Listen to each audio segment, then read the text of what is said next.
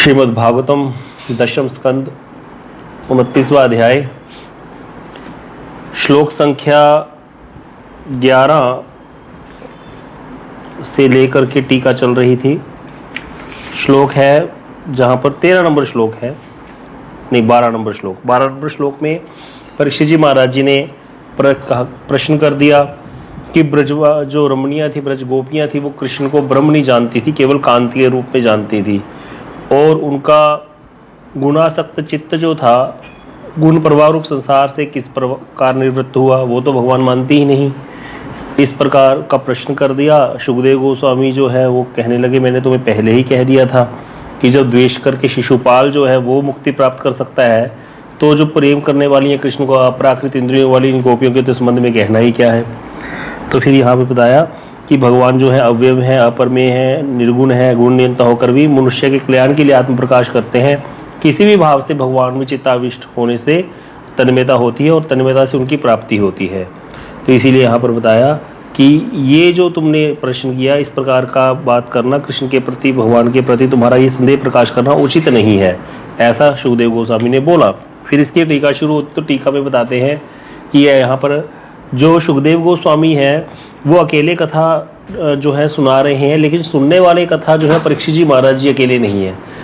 सुखदेव गोस्वामी कथा वर्णन कर रहे हैं, परीक्षित जी महाराज जी जब कथा सुनने बैठे तो वहां पर कई राज ऋषि, योग ब्रह्म ऋषि, महर्षि, योगी, ज्ञानी, तपस्वी, कर्मी, अनेक हरि भक्त और कड़े हरि विमुख लोग भी आकर के वहां बैठ गए थे।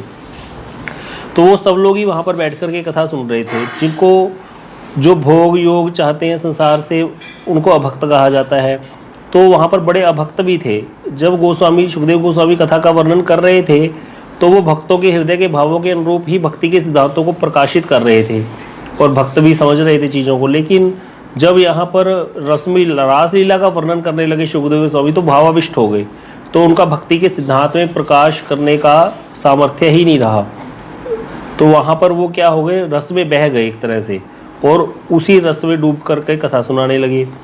जहां पर उन्होंने बोल दिया, जहुर गुणमय देहम सद्य प्रक्षीण बंधना, अर्थात इन गोपियों की तो कृष्ण में परमात्मा बुद्धि नहीं थी, जार बुद्धि से मिलित हुई थी और कृष्ण के दुसह विरह में उनकी गुणमय देह छूट गई थी। अब गुणमय देह छूट गई थी, इसका जो है बहिर्मुख जो लोग हैं वो ये मानते हैं, इसका अर्थ ले लेते हैं कि भाई जब घर में जो बंद थी गोपियां, जो घर में बंद हो गई, जिनको आने नहीं दिया, वो तो कृष्ण के प्रति ब्रह्म ज्ञान नहीं था उनका। ब्रह्म ज्ञान नहीं होने पर भी केवल कृष्ण भक्ति के प्रभाव से उनको मुक्ति कैसे हो गई। वहां आया ना कि कृष्ण का ध्यान में आलिंगन प्राप्त करके वो क्या होगी, गुणमय देह उनकी छूट गई, गुणमय देह का त्याग कर दिया। तो वहां पर गुणमय देह का त्याग ज्ञानी लोग मानते हैं शरीर का त्याग, ये गुणमय शरीर का त्याग होकर के आत्मा जो है परमात्मा में लीन हो जाती है, इसको मुक्ति कहते हैं। इसीलिए वो संदेह युक्त हो गए कि ये कैसे हो सकता है, ब्रह्म ज्ञान होने पर होता है ये तो सारा कुछ, मैं ही वो ब्रह्म हूँ, ये वाला जब ज्ञान होता है तब जाकर के मुक्ति होती है। पहले आत्मनात्म विवेक होता है, फिर सोहम इति वृत्ति अखंडा ये चलती है। इस प्रकार होने से फिर ब्रह्म ज्ञान की प्राप्ति होकर के फिर जाकर के आत्मा परमात्मा में लीन होती है। इसीलिए वो लोग भी संदेह युक्त हो गए, विस्मित होकर के सुखदेव गोस्वामी की तरफ देखने लगे। इधर जो भक्तगण थे भक्ति के तत्व को जानते हैं, भक्ति के प्रभाव को जानते हैं, भक्तों की महिमा को जानते हैं, जब उन्होंने भी सुना कि देह की निवृत्ति के बारे में, उनको भी संदेह हो गया। भक्तों को संदेह कैसे हो गया, बोले भक्तों को संदेह ये हो गया क्योंकि भक्त जानते हैं कि भाई जो कृष्ण के चरणों की सेवा की प्राप्ति करना चाहते हैं, जिनके अंदर ये लालसा है कि मैं कृष्ण के चरण कमल मिल जाए, उनकी देह कभी निवृत्त नहीं होती। उनको क्या है, भक्ति का देह करने पर उनकी देह का प्राकृत अंश दूर हो जाता है और अप्राकृत देह से वो कृष्ण की सेवा प्राप्त करते हैं। लेकिन सुखदेव गोस्वामी के मुख से ब्रज गोपियों के देह निवृत्ति के विषय में सुनकर के भक्त भी विस्मित हो, क्योंकि सुखदेव गोस्वामी इसको क्लियर तो किया नहीं, बस ये बोल दिया गुणमय देह छूट गई। तो इसीलिए परीक्षित जी महाराज जी जो है उनको ये सब जानने वाली हैं कि ये लोगों के मन में, जो बाकी लोग बैठे हैं, इनके मन में क्या हो गया, संदेह पैदा हो गया है। तो सबको चित्त में सबके चित्त को जानने वाले हैं। क्यों जानने वाले, यहाँ पर बताया गया है, परिसर्वतो भावेन इक्षते सर्वेषां भावम जानाति इति परीक्षित। वैष्णवतोषणी टीका में बताया गया कि सुखदेव गोस्वामी जो है वो सबके भावों को जानने वाले हैं, स्वभाव ही है उनका, वो स्वभाव से ही सबके अंदर क्या चल रहा है वो जान लेते हैं। परीक्षित जी महाराज जी ऐसे हैं, ऐसी उनके अंदर जो है शक्ति है। इसीलिए वो जान गए कि भाई यहाँ पर लोगों के मन में शंकाएं आ गई हैं, भक्तों के मन में भी शंका है और ज्ञानियों के मन में भी शंका है। तो इसीलिए जैसे ही उन्होंने कथा सुनी, उनको अपने आप के लिए कोई संदेह नहीं है, उनको पता है कृष्ण कृपा का वैभव और भक्ति के महात्म्य और गोपियों की महिमा सब पता है। इसको सुनकर के वो आनंदित हुए, संदेह उनको कुछ नहीं हुआ। लेकिन यहाँ पर वो जान गए हैं कि भक्त और अभक्त दोनों जो हैं उनका हृदय में विषम संदेह उपस्थित हो गया है। इसीलिए उन्होंने संदेह के लिए, उनके संदेह के निवारण के लिए उनकी ओर से प्रश्न कर दिया, जिससे भक्त और अभक्त सभी का संदेह दूर हो सके। कई बार किसी व्यक्ति के लिए कोई व्यक्ति प्रश्न करता होता है, वैष्णव में तो खास करके ये रीति है। जब भी रघुनाथ दास गोस्वामी यहाँ चले गए थे, महाप्रभु जी के पास रहने चले गए थे, तो महाप्रभु जी से कभी डायरेक्ट रघुनाथ गोस्वामी जी ने अपने लिए कोई प्रश्न नहीं पूछा था। कुछ भी पूछना होता था रघुनाथ दास गोस्वामी जी ने, वो स्वरूप दामोदर के माध्यम से ही पूछते थे। स्वरूप दामोदर जी को अपने दुख बयान करते थे, इसलिए स्वरूप दामोदर जी महाप्रभु जी के पास प्रश्न करते थे, रघुनाथ ये पूछना चाहता है, तो फिर महाप्रभु जी स्वरूप दामोदर के थ्रू ही उनको उत्तर प्रदान करते थे, ऐसा वाला। तो ये एक नियम है, ऐसा ये एक मर्यादा भी कहते हैं इसको। जैसे कई कई घरों में ऐसे नियम होता है मारवाड़ियों में कि पति पत्नी को नाम लेकर के नहीं बुलाता सबके सामने। वो क्या करेंगे, जैसे हमने देखा हुआ है, वो कह रहे थे कि वो पत्नी उसकी बर्तन धो रही है, पास में उसका छोटा भाई खड़ा है, तो अपने छोटे भाई का नाम ले लेके बुलाया जा रहा है। तो उसकी पत्नी बोली, वो आंटी जी बता रही थी, कहती जब मैं विवाह करके आई तो ये बार बार अपने मेरे जो है देवर का नाम ले जाए, तो मैंने कहा तेरे को सुनाई नहीं देता, इतनी देर से तेरे को बुलाए जा रहे हैं। कहते मेरे को नहीं बुला रहे, तेरे को बुला रहे हैं। कहती मेरा नाम तो ये वाला है, तो मेरा नाम क्यों नहीं ले रहे। यहाँ पर कहते घर में यही नियम है कि पति सबके सामने नाम नहीं लेते, आपको बुला रहे, आप जाके बात सुन के आओ। वो फिर रूम के में जाके बात सुन के आनी पड़ती थी, तो इतना ज़्यादा मर्यादा होती थी घरों में। तो यहाँ पर ये मर्यादा है। यहाँ पर श्री सुखदेव गोस्वामी जानते हैं कि बाकी जो लोग बैठे हैं यहाँ पर, ब्रह्म ऋषि, राज ऋषि लोग, इनके मन में संदेह उत्पन्न हो गया है। इसीलिए उनकी तरफ से उनके शंका के निवारण के लिए, क्योंकि संशय आत्मा विनश्यति, जैसे ही संशय आ जाता है नाश हो जाता है, इसलिए संशय का निवारण करना बड़ा जरूरी होता है। लेकिन संशय का निवारण करने के लिए वैष्णव के अनुगत्य में जो है सेवा करके, उनको संतुष्ट करके फिर परिप्रश्न करना चाहिए। ये नहीं सीधा जाकर के लड़ने लग गया, आपने ऐसे कैसे बोल दिया, ऐसे नहीं होता। उसमें प्रश्न करने की भी विधि है। सेवा से उनको प्रसन्न करके सद्विधि परिपातेन परिप्रश्नेन सेवया, परिपात करो, प्रणाम करो, फिर सेवा करो, फिर प्रश्न करो, फिर उसका उत्तर आपको यथार्थ रूप में मिलेगा। चलते फिरते ऐसे घूमते पहुंच गए, बाबा ये कैसे होता है, बाबा संसार से कैसे पार लगे, बाबा कृपा कर दो बस। ऐसे लोग हमने बहुत देखे हैं, आते हैं पंजाब से यहाँ, तो ऐसे करेंगे बस एकदम से, आज ही कर दो सारा कुछ, घूमते घुमाते, यहाँ राधे लिखा रखा है, वहाँ राधे लिखा रखा है। तो ये जो है ऐसे नहीं होता, इसकी एक विधि है। तो शास्त्र भी जानने के लिए अनुगत्य बड़ा जरूरी है। बिना अनुगत्य विहीन जो कोई भी वस्तु है वो कभी भी व्यक्ति ग्रहण नहीं कर पाएगा। जान भी लेगा तो पिछल हो जाएगा, मतलब जान करके भी छूट जाएगा। इसीलिए यहाँ पर सुखदेव गोस्वामी को पता है, परीक्षित जी महाराज जी को पता है कि भाई लोगों के मन में तो शंका आ गई, यहाँ पर भक्त भी अभक्त भी दोनों ही शंकित है। और सुखदेव गोस्वामी जी कथा के आवेश में है, आवेश भंग करना उचित है नहीं, लेकिन क्या करें, शंका जो है वो बड़ी बुरी चीज होती है। ये संशय जो है वो निवारण होना बड़ा जरूरी है इनका, नहीं तो ये आगे कुछ भी प्रवेश नहीं कर पाएंगे, हर जगह अपराध ही अपराध करेंगे गोपियों के विषय में कुछ भी सोच करके।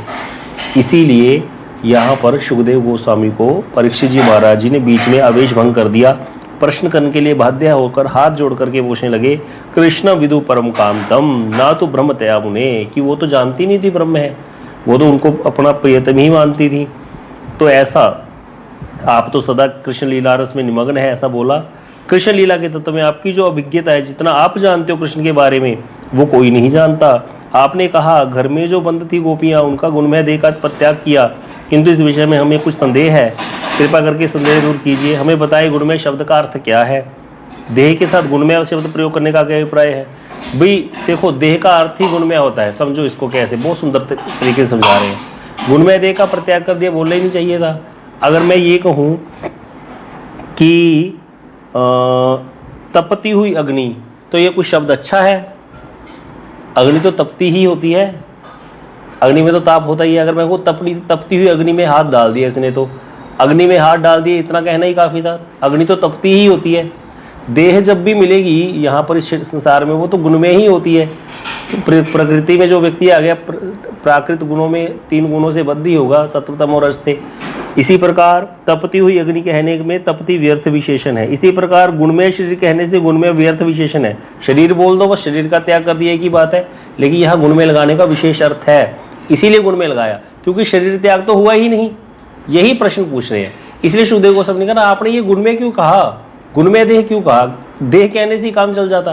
तो यहाँ पर सुखदेव गोस्वामी कह रहे भैया गुण में कहने का ही तो तात्पर्य है, क्योंकि शरीर का त्याग हुआ ही नहीं, गुण में देह का त्याग हुआ है। देह भी 2 प्रकार के, चिन्ह में एक गुण में। तो जब भक्त भजन करता है उसका शरीर के 2 पार्ट हो जाते हैं, गुण में देह का प्रत्याग हो गया, चिन्ह में देह से भगवान की प्राप्ति हो जाती है, ये कहा गया है। यहाँ पर शरीर का ताप जो है पात हुआ नहीं है, तो इस तरह से यहाँ बताया। तो आगे कह रहे हैं कि यहाँ पर जो ब्रह्म ज्ञान विहीन कृष्ण के बारे में ब्रह्म ज्ञान विहीन है, उनको ये पता है कि कृष्ण के बिना में हा कृष्ण करना है। ऐसा ही विलाप करती हुई गोपियों के लिए देश बंध से मुक्ति किस प्रकार से हो सकती है, ये सोचते हैं ज्ञानी लोग, क्योंकि मुक्ति तो बड़े बड़े योगियों के लिए भी संभव नहीं है। हाँ, यही बहिर्मुखों के संदेह का कारण है भी, जो योगियों को मुक्ति नहीं मिलती वो गोपियों को कैसे मिल गई, गुण मैदे का त्याग कैसे हो गया, ऐसे उनकी ब्रह्म ज्ञान तो उनको है ही नहीं कृष्ण के बारे में। तो इसीलिए उन्होंने प्रश्न किया। तो इसीलिए सर्वज्ञ सुखदेव गोस्वामी परीक्षित जी महाराज जी के प्रश्न का भाव समझ गए एकदम से, और कृष्ण की महिमा पर विश्वास विहीन बहिर्मुखों जनों का तिरस्कार कर भक्ति सिद्धांत को ग्रहण करने वाले भक्तों का संदेह दूर करने के लिए महाराज परीक्षित को लक्ष्य करके कहने लगे, महाराज मैंने तो सप्तम स्कंद में कृष्ण विद्वेषी शिशुपाल के कथा में ये सारी बात बता दी थी कि उसको पुनः पार्षदेय प्राप्त हुई, इसका वर्णन किया था।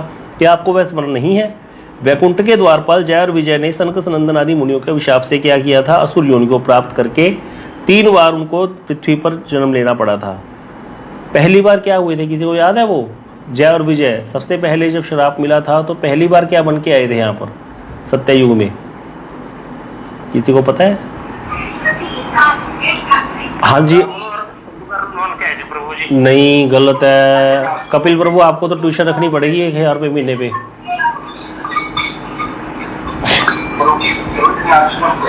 हाँ जी अमन प्रभु, आप बताओ। अमन कर प्रभु जी। वाह वाह, जय। हिरण्याक्ष और हिरण्यकशिपु बने थे पहले, उसके बाद बने थे त्रेता युग आया, फिर त्रेता में क्या बने, रावण और कुंभकर्ण, फिर उसके बाद द्वापर में बने शिशुपाल और दंतवक्र। इस प्रकार से 3 बार हुआ। भगवान के प्रति विद्वेष भाव का पोषण किया। शिशुपाल कृष्ण की निरंतर निंदा करता था, कल आपको कथा सुनाई थी, और अपमानित लांछित करने का अवसर ढूंढता रहता था। यही उसके जीवन का व्रत था कि इसको कितनी गालियां दे दूं। एक समय युधिष्ठिर जी महाराज जी ने राष्ट्रीय यज्ञ का आयोजन किया, पृथ्वी के सारे राजा आए। वहां पर क्या हुआ कि भाई पहले प्रथम अगर पूजा किसकी होगी ये निर्धारण नहीं कर पा रहे थे, तो कोई किसी का नाम ले, कोई किसी का नाम ले। वहां पर पांडवों के एक छोटे भाई थे, उन्होंने बोला था, किसी को याद है वो किसने बोला था कि अगर पूजा के अधिकारी तो कृष्ण ही है, और कृष्ण के होते और किसी की अगर पूजा कैसे हो सकती है? किसी को याद है किसने बोली थी ये बात? सहदेव और नकुल ने बोला था। सहदेव, बिल्कुल सही, सहदेव ने बोली थी ये बात। तो इस तरह से फिर वहां पर कृष्ण का जब ये वाला क्या होती प्रथम पूजा करने के लिए सारे तैयारी करने लगे, तो शिशुपाल चिढ़ गया और गाली देने लगा, ये ग्वाला है, ये माखन चोर है, ये फालतू फालतू बोलने लग गया। तो इस तरह से भगवान ने जब 100 गाली उसने एक साथ दे दी, तो भगवान ने उसका सुदर्शन चक्र से मारा और मारा गया बेचारा, लेकिन हाथों से मृत्यु हुई भगवान की, इसलिए उसका पुनर्भूलोक में जन्म नहीं हुआ। द्वेष के कारण कृष्ण की चिंता करते हुए शिशुपाल जो है क्या हो गया, उसका आसुरी भाव चित्त जो था कृष्ण में अविष्ट हो गया था। इसी अविष्टता के कारण पाप प्रवृत्ति नष्ट हो गई और पूर्व पार्षद देह उसको द्वारा जय विजय वाली मिल गई, कृष्ण सेवा प्राप्त की उसने। तो इसीलिए बताया काम से, द्वेष से, भय से, स्नेह से, भक्ति से, किसी भी भाव से चित्ताविष्ट होने पर तन्मयता से पूर्व संचित पाप और पाप वृत्ति नष्ट हो जाती है और यथा योग्य रूप से भगवान की प्राप्ति होती है। तो यहाँ पर बताया कि जिनका चित्त द्वेष या भय आदि के कारण भगवान में विष्ट होता है, भगवान में उस तन्मयता के कारण उनके द्वेष भय आदि भी नष्ट हो जाते हैं और भगवान में लीन हो जाते हैं वो। तो जिनकी द्वेष है वो उनका ये हाल है, जो कृष्ण से प्रेम करती हैं गोपियाँ, जो कृष्ण को सारा कुछ न्यौछावर करके बैठी हैं, कृष्ण की सेवा प्राप्ति की लालसा है जिनके अंदर, जिनके चित्त का वेश हमेशा भगवान में होने वाली उनकी सेवा की जो वासना है उस लालसा पर ही वर्धित होता रहता है, ऐसी ब्रज रमणियां उनका जो है उनको क्या हो गए, उनकी गुणमेदे नाश होकर के उनको रास में एंट्री मिल गई, उनके कृष्ण ने उनकी सेवा को ग्रहण किया। ये क्या बड़ी बात है, ये तो होना ही था। इसीलिए कह रहे वो उसी भाव में निरंतर कृष्ण की चिंता करती थी और इसी तन्मयता के कारण उनका चित्त कृष्ण में आविष्ट हो गया था और उनकी सारी विघ्न बाधाएं दूर हो गई और उनको कृष्ण सेवा की प्राप्ति हुई। इसमें कोई भी आश्चर्य की बात है ही नहीं। जब शिशुपाल जैसों की मुक्ति हो सकती है जो गाली देते थे, तो ये तो गोपियां तो प्रेम करती हैं भगवान को। तो इस तरह से कहते जब उनकी गुणमेदे प्रतिबंध करने लगी, गुणमेदे का अर्थ हमने कई तरह से समझा था। कई बार भगवान लीला भी करते हैं, कई बार देखा जाता है कि गुणमय श्री के साथ ही ले गए, जैसे ध्रुव जी महाराज ऐसे ही चले गए, हाँ। और कई बार देखा जाता है गुणमेदे का त्याग हो गया। सब प्रकार की चीजें भगवान दिखाते हैं। मौशल लीला में देखा, बाहरी लोगों को दिखाया, सारे गुणमेदे का त्याग हो रहा है, लेकिन वैसे कुछ नहीं हुआ। तो वो तो बाहरी लोगों के मुंह बंद करने के लिए था या उनको मोहित करने के लिए था असुरों को। तो इस प्रकार से भगवान की एक लीला के पीछे कई कारण होते हैं और इसमें भी यहाँ पर ये गुणमेदे वाला हमने सुना था। तो यहाँ पर देखा गया कि ये कृष्ण की लीला में कोई भी अमंगल हो ही नहीं सकता। भगवान तो मंगल घोर अमंगलहारी है, भगवान का नाम भी ऐसा ही, श्री भगवान भी ऐसे ही है। ये रास लीला तो सर्वोत्तम लीला है, उसमें तो अमंगल हो ही कैसे सकता है कोई। इसीलिए किसी भी देह गोपी की देह का त्याग नहीं हुआ, उल्टा जो उनके अंदर थोड़ा बहुत प्राकृत अंश शेष रह गया था, जो आभास बच गया था, थोड़ा बहुत कुछ था अगर अर्थ, वो दूर हो गए और उनके बाद उसको चिन्मय देह से भगवान की प्राप्ति हो गई। इस तरह से उनकी भी रास में उसी रात्रि में या अगली रात्रि में भगवान के साथ उनका भी मिलन हुआ है, उनको भी सेवा का अवसर मिला है। तो इस तरह से ये हमने यहाँ पर तक की टीका श्रवण करी। अब आगे अगला श्लोक आता है, ता दृष्ट्वा ताम दृष्ट्वा, यहाँ पर अंतिकम आयता भगवान ब्रज योषितः अवदद वदताम श्रेष्ठो वाच। तो यहाँ पर क्या कह रहे हैं, पेशई भोग विलास के द्वारा विमोहयन कृष्ण क्या कह रहे हैं, उन ब्रज सुंदरियों को समीप में आते हुए देखकर अब क्या हुआ, कृष्ण ने बंसी बजाई, गोपियां पास आ गई। जो नहीं आ सकी, घर में वृद्ध होगी, उनकी गुणमय देह का त्याग होकर वो भी आ गई चिन्मय देह के द्वारा। अब आ गई, जब आ गई समीप में, अब कथा को भी समझते जाओ, कथा कहाँ तक पहुंच गई है। साधारण तरीके से अगर हम सीधी सीधी बात करें तो शरद पूर्णिमा की रात्रि पूर्ण चंद्रमा खिला हुआ देख करके भगवान के मन में रात की इच्छा हुई, फिर भगवान ने वंशी में तान छेड़ दी। उसको सुनकर के ब्रज गोपियां घर में कोई काम कर रही थी, कोई काम कर रही थी, कोई श्रृंगार कर रही थी, तो उसमें भी वर्णन हमने सुना कौन सी श्रृंगार कर रही थी, कौन की घर के काम कर रही थी, वो सारा कुछ हुआ। फिर वो चल करके आई, उसमें गुणमय देह के नाश की बात आ गई थी, इसीलिए वहां पे थोड़ा बीच में ये टॉपिक लंबा हो गया था। गुणमय देह का त्याग हो गया, अर्थात यहाँ पर देह का त्याग नहीं हुआ, जो प्राकृत अंश था वो नष्ट हो गया, या फिर उसको मौशल लीला की तरह लीला समझ लो। इस तरह से भगवान लीला दिखाते हैं और यहाँ पर गोपियां सम्मिलित हुई हैं कि कुछ भी अमंगल हुआ नहीं, ये वाला हुआ। बीच में परीक्षित जी महाराज जी ने प्रश्न कर दिया, वो भी आ गया प्रसंग सारा कि ऐसे कैसे हो सकता है, तो वो भी सारा समझा दिया। अब यहाँ पर जो समीप आई है ब्रज सुंदरिया, तो उनको आते देख करके वाग विशारदों के भी शिरोमणि, ये इंपॉर्टेंट शब्द है वाग विशारद। कहते हैं ना किसी को बातें बनानी बहुत आती हैं, कृष्ण जैसी बातें कोई नहीं बना सकता। भगवान चतुर शिरोमणि है, उनके जितना कोई चतुर नहीं है। हम लोग सोचते हैं, हम भगवान, कर्मी व्यक्ति खास करके सोचता है मैं भगवान को ठग लूंगा, थोड़ा सा लॉलीपॉप देंगे और भगवान से बड़ी चीज मांग लेंगे। भगवान को कहते हैं ना लोग 56 भोग चढ़ा कराने हैं, गिरिराज जी परिक्रमा करे आएंगे, गिरिराज जी दूध की परिक्रमा दूंगा अगर मेरी नौकरी लग जाए। क्या सच में भगवान इतने भूखे हैं? क्या सच में उनको वो इतनी सी चीज़ों की हमारी ज़रूरत है? हम कोई लंगर लगाएंगे या कोई आकर 56 भोग लगाएंगे और वो उसी के भूखे बैठे हैं। तब एक तरफ तो हम उनसे नौकरी मांग रहे हैं बड़ी वाली 1 करोड़ की, और 10,000 रुपये या 1 लाख रुपये खर्च करके चले जाएंगे, तो क्या सच में उनको ज़रूरत है इस चीज़ की? जो हमको 1 करोड़ दे सकता है, क्या वो अपने लिए 1 लाख नहीं रख सकता? ये सोचने वाली बात है। लेकिन नहीं, किसी भी कर्मी व्यक्ति को ये बात समझ नहीं आ सकती। कई लोग कहते हैं बिहारी जी हमारे पार्टनर हैं। भाई बिहारी जी क्यों पार्टनर बनने लगे तुम्हारे? ये कर्मी लोगों की बुद्धि है। कर्मी लोग इस प्रकार की बातें सोचते हैं। लक्ष्मी जी सहाय हो, गणेश जी सहाय हो। लक्ष्मी जी तो सहाय है ही, मनुष्य जन्म मिल गया, सारे अंग पैर सही चलते हैं, अगर भजन की वृत्ति आ गई समझो सब कुछ प्राप्त हो गया और कुछ चाहिए ही नहीं। बस सच्ची बात तो ये है। हमारे बाबा महाराज हमको मंत्र देते थे, कहते ये मंत्र है समझो। अंधा व्यक्ति आंख को भगवान की कृपा समझता है, आंख मिल जाए उसको, और गरीब को धन मिल जाए उसको भगवान की कृपा समझता है। लंगड़े व्यक्ति को टांग मिल जाए वो कहता है भगवान की कृपा हो गई। लेकिन ये भगवान की कृपा नहीं है। भगवान की सच्ची कृपा क्या है? भगवान की सच्ची कृपा ये है जब भगवान सारी आसक्तियों को खींच ले और अपने चरण कमलों की भक्ति प्रदान कर दे। ये है भगवान की सच्ची कृपा, अगर समझना चाहते हो तो इसीलिए यहां पर कृष्ण जो है ये वाग शिरोमणि है, वाग विशारदों के भी शिरोमणि है। हम सोचते हैं हम सुख संपत्ति घर आवे, कष्ट बिटे तन का, ओम जय जगदीश हरे करके ठाकुर जी को बातों में उलझा लेंगे। जितनी बातें ठाकुर जी कर सकते हैं उतनी कोई नहीं कर सकता, समझ लो आप बात।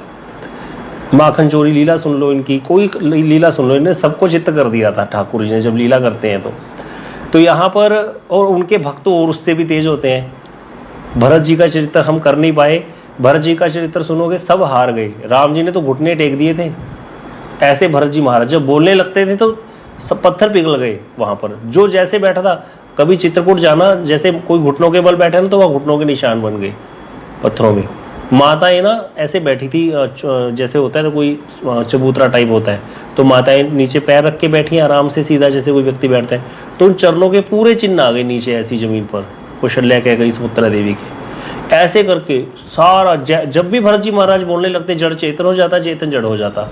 भक्त ऐसे होते हैं भगवान के। चेतन जड़, जड़ चेतन, चेतन जड़ कब हुआ है? जब कृष्ण ने बंसी बजाई है या जब भरत जी का मिलाप हुआ है राम जी से। बस दो ही जगह हुआ है। एक जब चैतन्य महाप्रभु जी अलारनाथ जाते थे, जब उनको जगन्नाथ जी का विरह होता था, 15 दिन जब जगन्नाथ जी अस्वस्थ लीला करते हैं, उस समय भी वहां पर पर्वत पिघल गया था। पर्वत पे चिन्ह है, वहां पर पर्वत है, वहां पर चिन्ह एक शिला है वहां अलारनाथ में। कभी जगन्नाथपुरी जाएंगे तो देखना। तो इस तरह से कभी ऐसे होता नहीं है। जब प्रेम बहुत बढ़ जाए, जब प्रेम अथाह हो जाए ना, प्रेम टिपकने लग जाए, तब जाकर के ये चीज होती है कि जड़ चेतन हो जाता है, चेतन जड़ हो जाता है। तो यहाँ पर कृष्ण जो है वाग विशारदों की शिरोमणि है कि बोलने की कला में इतने चतुर हैं। अब देखना कृष्ण कैसी कैसी बातें करेंगे। तो उस वाग विशारदों की शिरोमणि भगवान कृष्ण ने मनोहर वाक चातुर्य के द्वारा विमोहित करते हुए बोलना शुरू कर दिया। यहाँ पर इतना कहते ही बहुत सुंदर टीका इसकी विष्णु चक्रवर्ती महाराज जी ने शुरू कर दी। तो यहाँ पर कह रहे हैं कि कृष्ण है जो, अब देखा ब्रज गोपियां जो है आ गई हैं रासोली नामक स्थान पर कृष्ण के निकट। जब गोपियों का कृष्ण से प्रेम है, काम बीज हमने शुरू में सुना था, उनके अंदर कृष्ण के प्रति एक प्रेम की भावना है, बीज है। ये बंशी ध्वनि वात्सल्य रस सख्य रस के लोगों को नहीं सुनी, उनको भक्तों को नहीं सुनी। उनका भी प्रेम बहुत है कृष्ण के साथ, सखाओं का, यशोदा मैया नंद बाबा का। लेकिन ये वाली जो वंशी थी, वाम दिशा मनोहरा वंशी, सर्वभूत मनोहरा वंशी नहीं है ये वाम दिशा मनोहरा वंशी है। किसी को याद है ये वंशी किसकी बनी हुई है? बांस की बनी हुई है, लोहे की है, किस चीज की है? पीतल की है। हाँ जी कपिल प्रभु बताओ। सोने की है। वाह वाह जय हो। सोने की बंसी थी ये, जिससे गोपियों का आह्वान किया भगवान ने, है ना। तो इस तरह से ये जो बंसी है ये वो है। तो गोपियों के अंदर वो बीज तो था, लेकिन इनके अंदर जो धैर्य होता है, स्त्री के अंदर एक लज्जा होती है, कुल शील मान भय, इन सारे चीजों के कारण गोपियां जो है अपने प्रेम को छुपा करके बैठी थी। जैसे ही कृष्ण की वंशी सुनी तो ये सब कुछ का परित्याग करके गोपियां क्या होगी, आनंद में आत्मविभोग हो करके जो है आ गई यहाँ पर सब कुछ, और यहाँ पर कृष्ण को देखने लगी। अब यहाँ पर आई हैं तो यहाँ पर कृष्ण सोच रहे हैं कि ये जो गोपियां हैं ये कुछ साधारण है। ये ऐसे कृष्ण विस्मय में आ गए, सोचने लगे जो लज्जाशील ब्रजरमणीय कभी घर से बाहर भी नहीं निकली थी आज तक, अपने प्रेम के आवेश में घर और कुल की धर्म को पूर्णतः तिलांजलि देकर के आज हमारे निकट आ गई मेरे। ऐसी कुलवती रमणियां, उनके लिए कुल धर्म का त्याग करना, प्राण त्याग करने की अपेक्षा भी करोड़ों गुना अधिक कष्टदायी होता है, असहनीय होता है किसी स्त्री के लिए। तो लेकिन जैसे ही कृष्ण के निकट आई हैं तो उनका जो कुल धर्म त्याग जनित जो क्लेश है वो बिल्कुल भी नहीं रहा, और उनकी भंगिमाओं को देकर के ऐसा प्रतीत हो रहा था कि वो तो बड़ी ही आनंद में यहाँ पर विचरण कर रही हैं। इसमें बड़े सुंदर सुंदर प्रसंग आचार्य सुनाते हैं। कहते एक बार क्या हुआ, यहाँ पर जब कृष्ण आई हैं गोपियां, कृष्ण आगे कहेंगे, कहते गोपियों तुमको मैं कथा सुनाता हूं कि एक बार एक स्त्री थी और वो थी पतिव्रता थी। तो वो अपने पति की बड़ी सेवा करती थी। उसके एक बेटा भी था, छोटा सा भी, गुटमन चलता था। तो जब एक बार उसके पति आए घर में बाहर से थक हार के, उसने अपने पति को भोजन कराया पंखा करते हुए। पति को थोड़ी तंद्रासी आ गई, इसी के घुटने के सर पर रखकर, घुटने पर सर रखकर के पति लेट गया। ये पंखा करती रही। पतिव्रता है, बड़ी सेवा करती है पति की।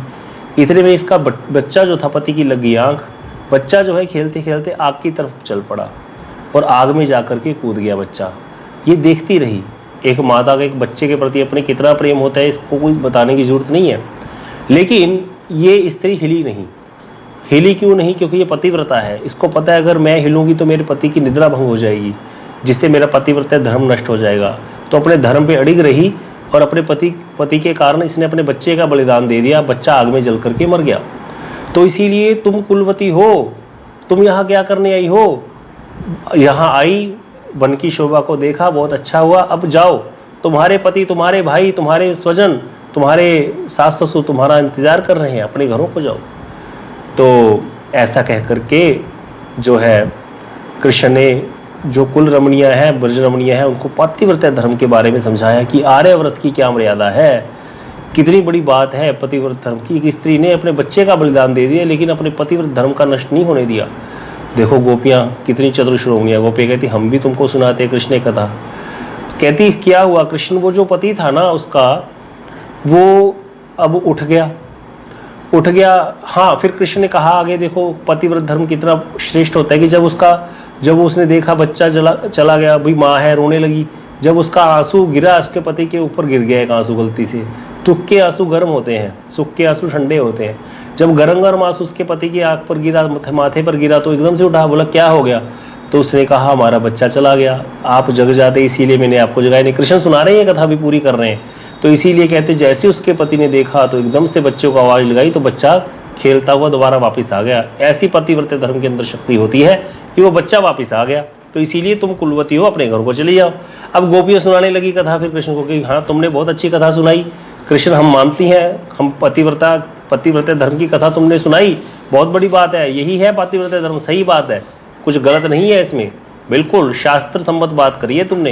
लेकिन हमारी भी बात सुनो। एक दिन वही पति एक दिन उसको कहता है मुझे दूर देश जाना है धन कमाने के लिए, और वो रोने लगी कि मैं आपके बिना कैसे रहूंगी, मैं तो नहीं रहूंगी। इस प्रकार से वो चिंता करने लगी बहुत ज्यादा अपने पति की, उनमें जाने नहीं दूंगी, रोने पीटने लगी। तो कहने लगे, उसका पति कहता है लो ठीक है, मैं अपना एक पुतला तुमको देके जाता हूँ, तुम इसी को भोग लगाना, इसी की सेवा करना है जितने दिन तक मैं नहीं आता। तो वो अपने पति ने उसके जैसे हम पुतला सा बना दिया, उस पर भी मुझे है, सब कुछ है, देखने में पति जैसा ही है, उसी को देख करके जीवन यापन कर रही है और उसी को खिलाना, भोग लगाती है, उसी के लिए सब कुछ करती है, उन्हीं से बात कर लेती है थोड़ी सी पुतले से ही। अब एक दिन क्या हुआ, कहती गोपियां कहती कृष्ण, उसका जो पति था ना, मूल जो था, वो विदेश से बाहर आ गया जहां से धन कमाने गया था, और वो जो पुतले वाला पति है उसको भोग लगा रही थी, खाना बना के दे रही थी। अब वो पति बाहर खड़ा इंतजार कर रहा है, उसने गेट खटखटा दिया, उसको पता चल गया मेरा पति आ गया। अब तुम बताओ वो कौन से पति के पास जाएगी अपने? गोपी, वो जो स्त्री है, आप लोग बताओ कौन से पति के पास जाएगी?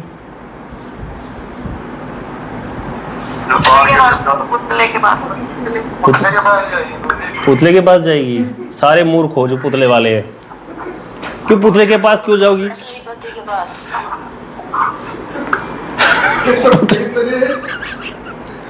पुतले के पास क्यों जाएगी? अपने मूल पति के पास जाएगी। जो पुतला तो पति का ही था, अपने मूल पति के पास जाएगी कि नहीं जाएगी? इसलिए तो हमारी भक्ति नहीं हो रही, वही पुतले भी उलझे पड़े। तो जब उसका मूल पति ही आ गया, वो पुतले की सेवा क्यों करेगी? अब जब उसका मूल पति वापस आ गया है तो इसीलिए वो पुतले को छोड़ देगी। अब वो मूल पति तो बाहर खड़ा है, उसको देखेगी या पुतले को देखेगी? तो